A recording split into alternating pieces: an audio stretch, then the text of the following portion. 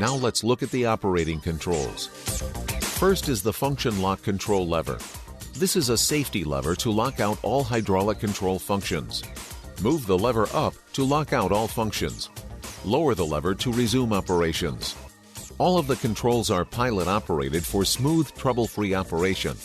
They are also adjustable to fit each operator's needs. On the swing control lever, you will push to swing left and pull to swing right. The red button on the control lever is for the horn. This swing control has 3 different swing modes. First is the low brake mode. That gives the operator the option to have a slow swing, and the brake will apply when the lever is returned to neutral. Next is the free low mode. This gives a slow speed with free brake. The last mode is the free high mode and gives a high-speed swing with a free brake.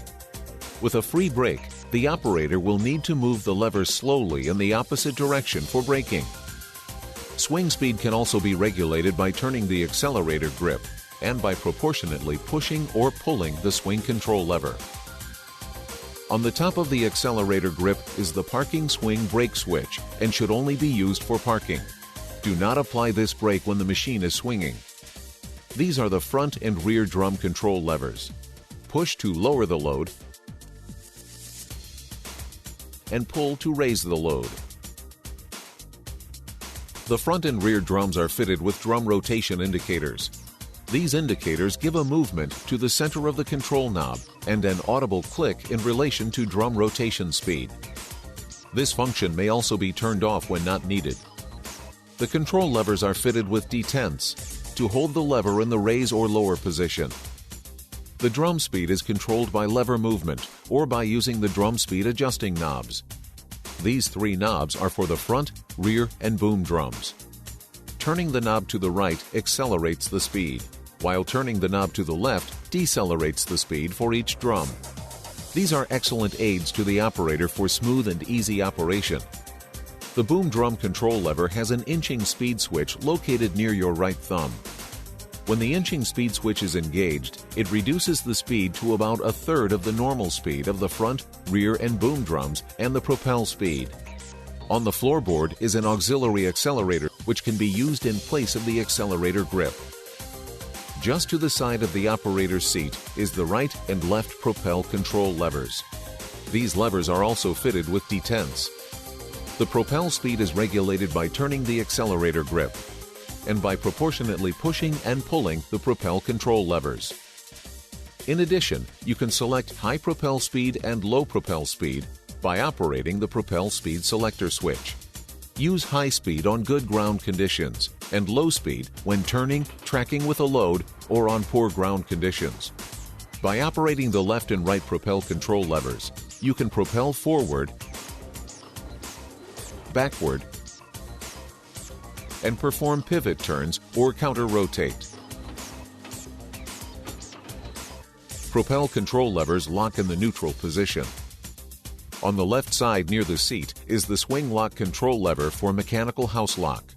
For the swing house lock, you push the lever to lock and pull the lever to unlock. The house lock should be set to the lock position when the machine is parked or when it is in transport.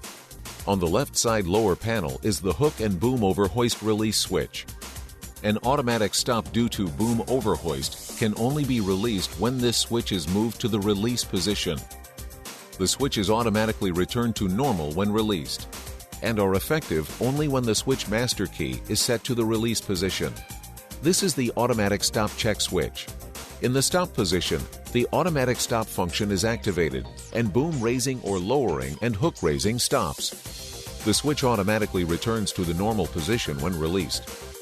The mode selector switch is used to synchronize front and rear drums for heavy work and clamshell operation, high for normal work and low for clamshell type operation.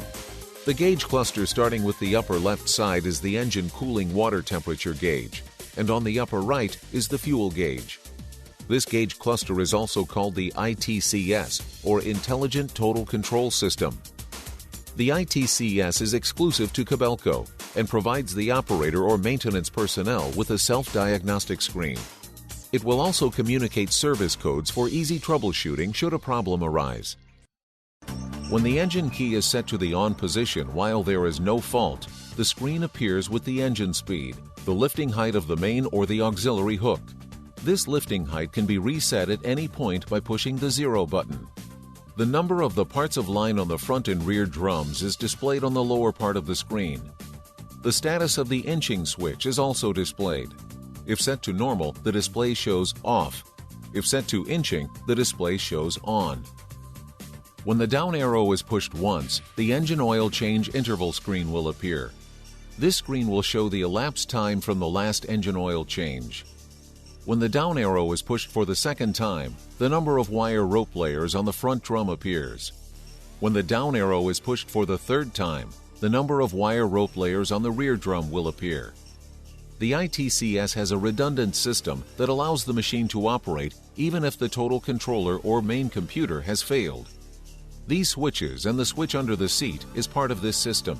This system should only be used in an emergency to remove personnel or the machine from a dangerous situation. Check the operator's manual for further instructions should they be needed.